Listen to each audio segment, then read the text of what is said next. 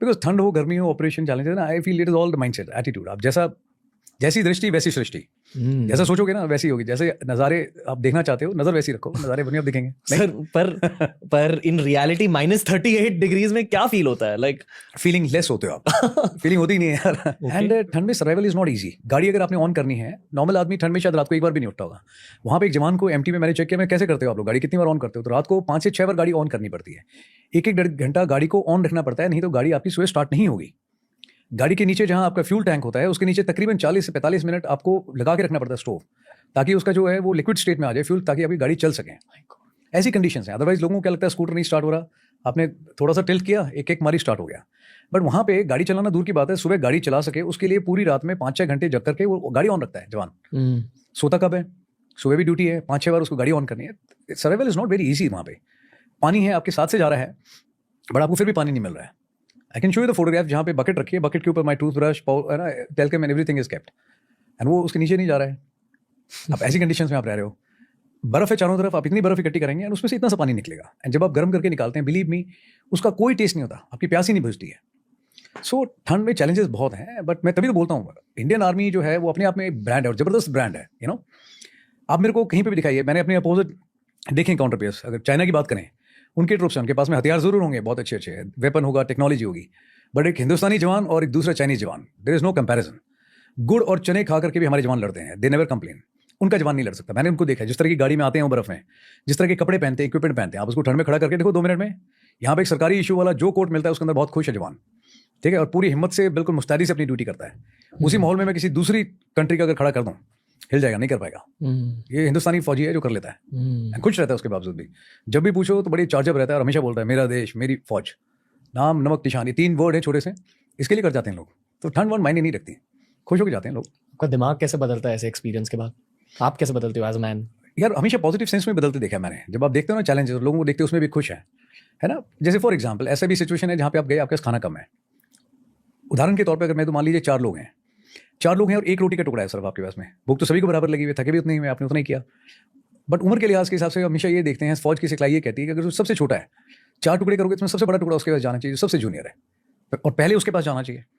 अगर ज़्यादा किसी को जरूरत है तो सीनियर आदमी ये भी बोलेगा कि भाई मुझे भूख नहीं है, मैं खा करके आऊँ, बिल्कुल भी भूख नहीं लगी, 2 इससे दिए जाएं बट जूनियर को दिए जाएं। हमेशा पॉजिटिव सेंस में ही देखा है मैंने। किसी एक को गोली लगती है ना तो वो फीलिंग आती है वेंजेंस की कि भैया छोड़ेंगे नहीं। किसी एक को लगती है, तकलीफ दूसरे को होती है। नहीं तो मैंने बहुत मेरे एक्सपीरियंस रहे हैं जहाँ मैंने सिविल में देखा है आदमी को एक्सीडेंट से चोट खाते हुए, दिल्ली में, अलग अलग प्लेसेस में, जहाँ 7 से गाड़ी निकाल के गए हैं लोग, लेकिन किसी ने रोक के मदद नहीं करी। मैं रात को वहाँ पर रुका हूँ, उसको उठाया, हॉस्पिटल लेके गया हूँ, आपको जो स्टेटमेंट देने आना पड़ेगा, मैं भाई जहाँ बुलाना उधर बुलाना, फिलहाल इसको ट्रीटमेंट दो। दूसरे की तकलीफ आप महसूस करते हो ना, ये फौज सिखाती है आपको कि आदमी दूसरे के घर में कुछ अच्छा होता है तो लोग सेलिब्रेट करते हैं। किसी एक को तकलीफ होती है, 10 लोग है ना मायूस होते हैं, तो उस तकलीफ को शेयर करते हैं। सर आपके पहले कॉम्बैट ऑपरेशन में क्या आपने किसी को गोली लगते हुए देखा? पहले में नहीं, बट हाँ वैसे देखा मैंने। जब पहली बार किसी को गोली लगी आपके सामने, आपके दिमाग में क्या चला? यार उस समय सिर्फ एक ही चीज़ होती है, उस समय ना बाकी और कुछ चीज़ समझ में नहीं आती। जब आपके बंदे को चोट लगती है ना, आपका सारा फोकस और सारी एनर्जी सिर्फ इस तरफ लगती है कि कुछ भी हो जाए, कुछ भी रूल तोड़ने पड़े, आपको किसी भी हद तक जाना, आप वहाँ पे जाओ, बड़े बंदा मेरा बचना चाहिए। एक मैं ऑपरेशन छोड़ी, मैं एक ट्रेनिंग का देता हूँ एक छोटा सा एग्जाम्पल। मैं असम राइफल में अपना नॉर्थ ईस्ट के अंदर एक ट्रेनिंग इवेंट था। मैंने एक इंसिडेंट देखा जहाँ पे ग्रेनेड फायरिंग की क्लास चल रही थी। ग्रेनेड फेंका and first time I saw कि जहाँ बंदा खड़ा एकदम से स्पार्क दिखाई दिया। एंड मैंने उसके बाद में एक स्टेज में कूदते हुए देखा और एक जवान को देखा मैंने गिरते हुए, रिक्रूट को जो अंडर ट्रेनिंग था। मुझे लगा शायद वो जंप करके उन्होंने अपनी पोजीशन सिक्योर कर ली है, बट उसके बाद में चंद एक सेकंड के बाद में जब कोई हरकत नहीं, वो उठे नहीं, तो वहाँ दौड़ करके जब उनको चेक किया तो उस जवान का मैंने देखा, ही वॉज जस्ट मुश्किल से ले दे करके 18 साल का रहा। गर्दन का ये जो हिस्सा है इतना पूरा जो है गायब था, गायब था, मतलब पूरा सब कुछ खत्म था। गर्दन ऐसे लटकी हुई थी एक साइड में। उस समय इधर उधर देखा, कुछ समझ में नहीं आया। कॉटन का बंडल था, वो उठा के उसकी गर्दन के बीच में फिट किया है यहाँ पे, ताकि गर्दन एटलीस्ट एक पोजीशन में खड़ी रहे, और बालों से ऐसे पड़ा हुआ है।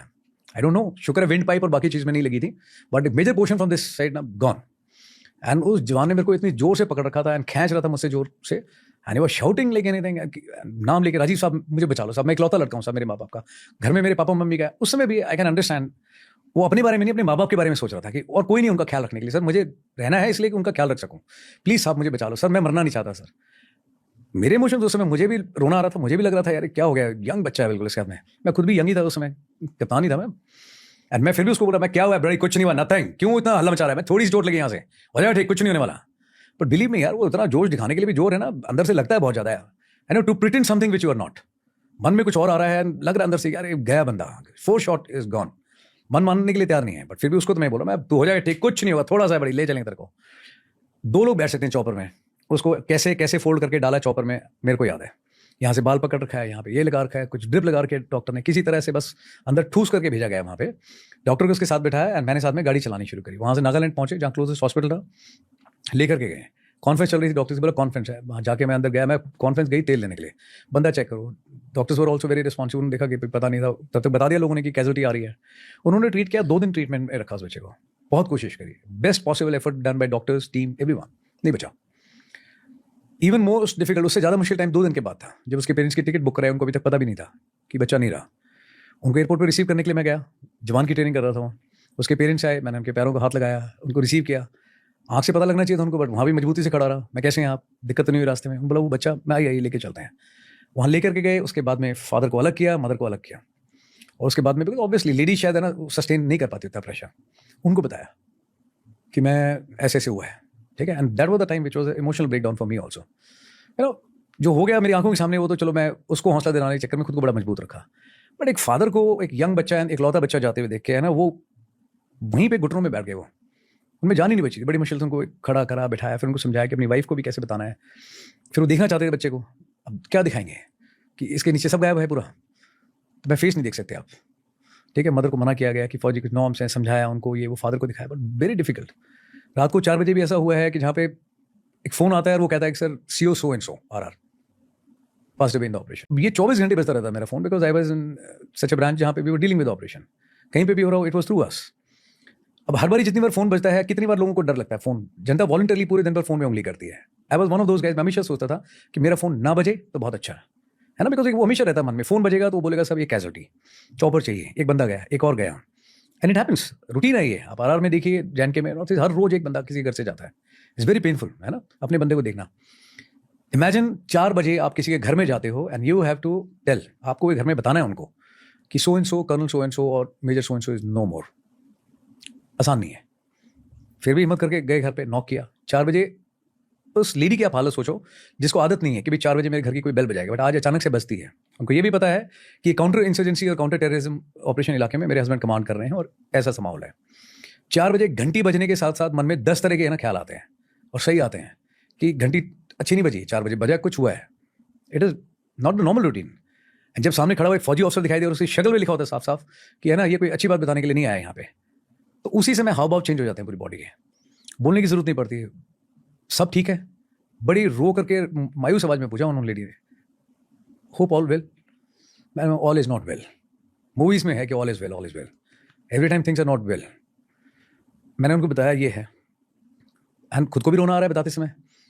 एंड वहाँ पे when you see a lady, मैंने कहा मैम ऐसे से हुआ है। उनका कोई रिएक्शन नहीं था। शी वेंट इनसाइड, अपनी बेटी को उठाया, उसके हेयर कॉम करने लगी, and she was just behaving very normal. I knew कि she lost senses at all. उसके बाद में वो बॉडी वहाँ लेकर के आई जाती है। रिचुअल्स में लेडी को भी वहाँ पे लेकर के आए। शी वॉज नॉट एबल, वो खड़े होने की हिम्मत में नहीं थी। उनको इंजेक्शंस दे करके with the help of nursing उनको वहाँ पे खड़ा रखा है। She that she can also be part of the rituals, वहाँ पे लेकर के आए। उसके बाद में व्हेन डेड बॉडी को घर भेजा जाता है पेरेंट्स के पास में, लेडी को भी साथ में भेजना है, बट सेडेशन दे करके भेजा है, एटलीस्ट वो सफर ठीक ठाक कर लें घर तक का। उस हालत में भी नहीं ठीक से बैठ सकें। बच्चे छोटे छोटे, कहना बड़ा आसान है, लोग है ना 2 दिन लगाते हैं व्हाट्सएप पे स्टेटस मैसेजेस फॉरवर्ड करते हैं कि ओके जिंदाबाद, शहीद, नमन and all that. Rape rape rape, बहुत बड़ी फद्दू अंग्रेजी रेप। किसी के घर से कोई बंदा जाता है ना, उसकी भरपाई लाइफ लॉन्ग नहीं हो सकती कभी भी। वो एक बार करके अपनी आहुति देके सब कर देते हैं, धन्यवाद। उसके बाद कितने लोग पूछते हैं 4 दिन के बाद में, 1 महीने बाद कितने लोग जानते हैं, कितनों को पता है उनके बच्चों को क्या हुआ, व्हाट आर दे डूइंग, कोई दिक्कत आ रही है नहीं आ रही है। फौज है, यूनिट है, वो तो फिर भी अपने तरीके से संभालते हैं, बट वैसे आस पड़ोस से कितने लोग आते हैं, डाउट।